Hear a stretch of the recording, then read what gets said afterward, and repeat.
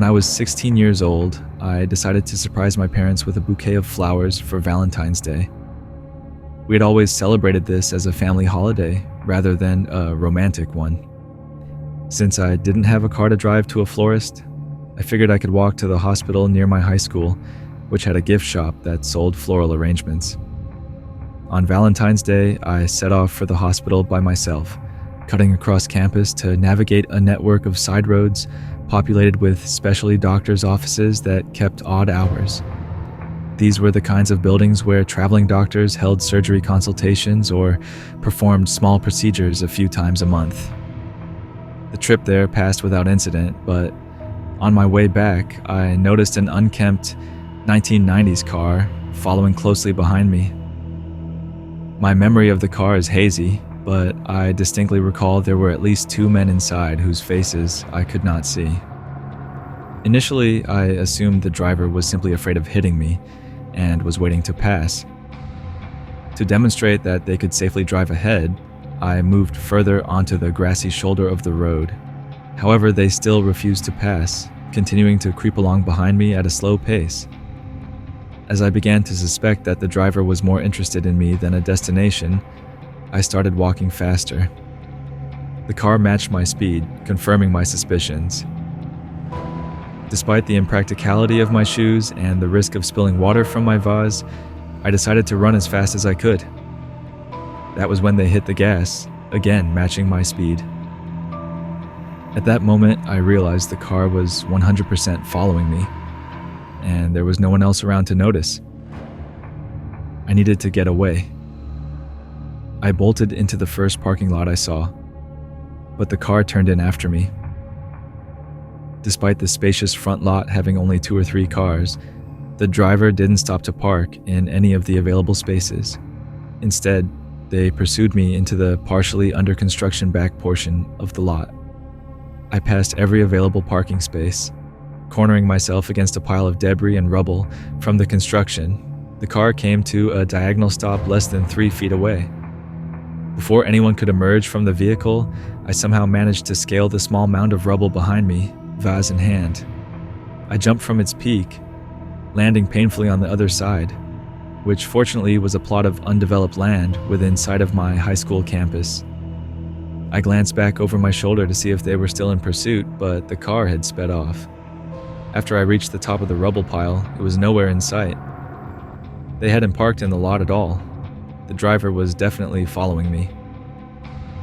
I sprinted at top speed and didn't stop until I was soaked with sweat, panting in the student lounge among my classmates who seemed indifferent to my story. Perhaps it was because our hometown was supposedly a hub for human trafficking with an outrageous crime rate. However, I convinced myself that this situation was something more informal than human trafficking, as the dilapidated car suggested poverty. I had read that human trafficking usually arises through grooming, rather than being snatched off the streets. In retrospect, I should have told an adult, or at least alerted campus security, or called the non-emergency line at the local police station. But I was young, foolish, insecure, and afraid of getting in trouble for leaving campus without a signed permission slip. I kept trying to convince myself that I had misread the situation or was overreacting. I also worried about what I would have told the police since I was completely ignorant about cars and couldn't have identified the make if asked. I hadn't seen the faces of the occupants either, and I feared that if my parents knew I had been in danger, they would restrict my already limited freedoms. I feel terrible for never telling anyone, and truly hope that my silence hasn't led to someone getting hurt or killed. I believe that, aside from runaway children or elderly adults with dementia, the only missing people in this city right now are men, except for one woman from a few decades ago. Before we move on to the next story, I'd love to hear from you. Have you ever experienced something similar? If so, please share your experience in the comments section. I read all your comments and try to reply to everyone. Additionally, I will feature some of your experiences in my next videos.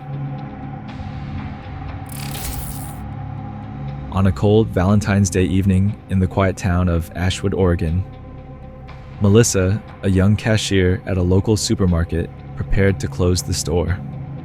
It was an evening like many others, except that it was the day of love, and Melissa felt lonelier than usual, watching the last customers hurry to buy wilted flowers and chocolates on sale. As Melissa checked the last shelves, an elderly lady entered the supermarket, almost invisible among the shadows brought by the evening. The woman approached Melissa with uncertain steps, her eyes hidden behind thick lenses.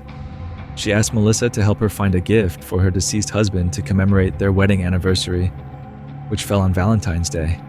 Although perplexed by the strange request, Melissa decided to help the woman, moved by compassion and curiosity. The woman led Melissa to the back of the store to a shelf Melissa had never noticed before, where unusual items were found. Old yellowed photographs, dull jewelry, and love letters worn by time. As Melissa observed the objects, the temperature around her seemed to drop, and a shiver ran down her spine. The elderly lady told Melissa the story of her great love lost under mysterious circumstances many years ago on Valentine's night. As she listened, Melissa began to hear noises, light footsteps echoing between the shelves, and barely perceptible whispers that seemed to call her name. The air became charged with an almost palpable electric energy. Convinced it was time to close and leave the store, Melissa turned to invite the elderly lady to leave, but discovered she had disappeared, leaving her alone among the shelves. Confused and frightened, Melissa tried to reach the exit, but every time she approached the automatic doors, she found herself magically back in the center of the store. Panicking, she realized she was trapped. Desperation filled her heart as she understood the elderly woman's love had not only been for her deceased husband, but for the memories contained within the store itself. Her heartbeat thundered in her ears as she felt eyes watching her from the corners. The faces of those who once loved and lost filled her mind as shadows danced around her. Melissa, realizing she had become part of their story, sought to escape this time loop and break free from the hauntings of the past. In a desperate plea, she called out to the spirits, acknowledging their pain and loss. At that moment, the atmosphere shifted, and she felt warmth envelop her. The shadows began to recede, revealing the woman standing before her again, a sad yet grateful smile on her lips. "You understand now," the woman whispered, her voice now soft and ethereal. "You were chosen to help us remember." With newfound clarity, Melissa expressed her intention to honor the memories of the lost loves. The air lightened and the store's doors finally opened, allowing her to step outside into the crisp night air. As she turned back for one last look, she saw the elderly woman fading into the shadows, a satisfied look on her face as she disappeared, finally free to join her husband once more. From that night forward, Melissa carried the weight of that experience in her heart, forever changed by the haunting yet beautiful reminder of love's enduring power. If you find these stories chilling, make sure to give this video a thumbs up and subscribe for more gripping tales. Share your story in the comments below. I love to hear your experiences. Stay safe, and thanks for watching.